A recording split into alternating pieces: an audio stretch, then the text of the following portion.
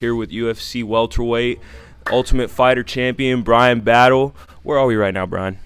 Well, we're at Carolina Combat Sports. This is my home gym, you know what I'm saying? We get a lot of good training in here. This is where, no blood family, but, it feels like that a lot of the times, you know what I'm saying? As much time as we spend with these boys getting in work, you know what I'm saying? So, we're at the home base. Yeah, the mothership, you know what I'm saying? Baby. And not too recently, you had a fight announced, I believe, this past week for September 23rd, fighting AJ Fletcher, UFC Apex. Were there any other guys that they had offered you aside from AJ?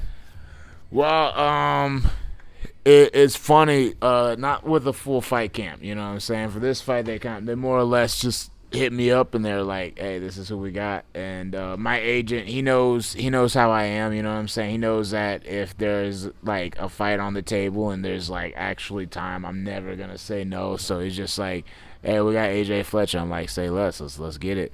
I got offered JDM on a week's notice, and basically everyone who I respected in the fight game was like, that's a bad idea, be responsible, do it the right way, you know what I'm saying, take the full fight camp, you know what I'm saying, peak, whatnot. So, and for those who don't know who JDM is, that's Jack Della Maddalena, Jack correct? Della Maddalena. That guy's you a said killer. his name. Yeah, I mean, he's a killer. He's all right, but but then just out of respect for the game, you know what I'm saying. Right.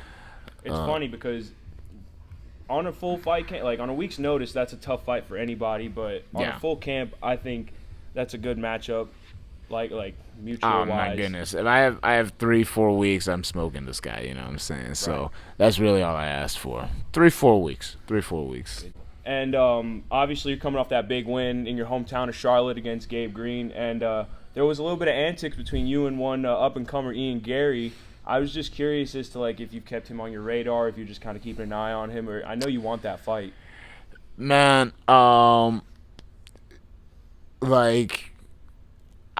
yeah, but it's like I'm losing interest in it. You know what I'm saying? It's like something where if the longer things go on, I've already called him out. I've called him out more than once. You know what I'm saying? And quite frankly, I just don't think he wants to fight me. So it's like I want to position myself as the A side. So, you know what I'm saying? I'm not going to run around begging and asking for this and for that. You know what I'm saying? If you're too much of a pussy to fight, you know what I'm saying? If you don't want to fight because you know what's going to happen, then, I understand. He's saying he's trying to make the best moves for his career, and fighting me is definitely not a good career move for anybody. You know what I'm saying? So at the end of the day, game recognizes game. Hey, you know what I'm saying? It's not how I would go about it, but I understand where he's coming from, why he's doing what he's doing. And so I'm not gonna be wasting too much time on him. I'm gonna be looking more towards people like Joaquin Buckley, Kevin Holland, looking towards the 15 to 10 range in the rankings. That's where I'll be shooting working for. Your way up slowly but surely. I hear you. Got a couple of fun questions now. Yeah. Not really pertaining to the fight game too much, but a little bit. Yeah. First one: if you had a dream opponent that you could fight, past and present, who would they be? Man, Anderson Silva's definitely always one of the people I would have.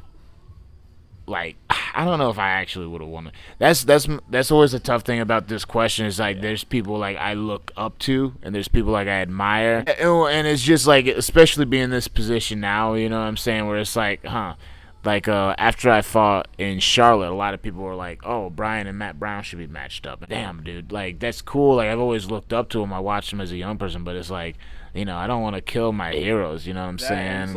You're what's the term? Your idols turn into your rivals, and I'm not. I'd rather just have my idols and my rivals. I don't want, you know what I'm saying. But that makes perfect sense to me. But so Anderson Silva. But now, I will say, growing up, I dreamed before I started training or anything. When I was still in high school, my biggest fantasy was fighting John Jones, just because I wanted to be that guy. You know wanted what I'm the saying? ultimate test. I wanted to be that guy. You know what I'm saying? If you beat, like, even back then, you know what I'm saying? If you beat John Jones, you're the man. Like, so. People don't take into consideration where your mental is when you're willing to take that type of challenge. Yeah. That's the biggest thing, especially in the fight game. Well, and I mean, I would say definitely, like, back then, it's like you don't know what you don't know. You know what I'm saying? Exactly. Like, but now, I mean, and I know it's different for everyone, but it's like train so that I can beat anybody. Mm-hmm. You know what I'm saying? That's how I've always trained. So, and like you just said, John Jones is the ultimate test. You know what I'm saying? If you beat John Jones, you more or less the baddest man on the planet. Exactly. So, yeah, I guess that would be my dream fight, John Jones. Okay. And I know you're in fight camp, so this is kind of a shitty question to ask, but favorite pizza topping? Ooh, man, I'm a favorite pizza topping. I'm gonna go controversial with this one. I'm gonna say pineapples, man. Damn, dude. I got family from New York that would probably wild out. Oh if they my goodness, dude! I that. also have family from New York, and they But wild I've tried it, and like, it's good. It's bro. delicious. It's you know not what I'm a saying? bad combination. It is the sweet with the savory. Yeah, it's I tremendous. Can't disagree. There's a little bit of a texture change in there too. You know what I'm saying? If those pineapples are nice and Yeah, it crispy. throws you off, and then you keep chewing. You're like, damn, this ain't too bad. Yeah, it's sensational. Sensational. Yeah. All right. Appreciate you, Brian. Appreciate your time. All right. Hey, thank you for having me. Of course. Michael Trochet, Casual Roundhouse. We'll see you next time.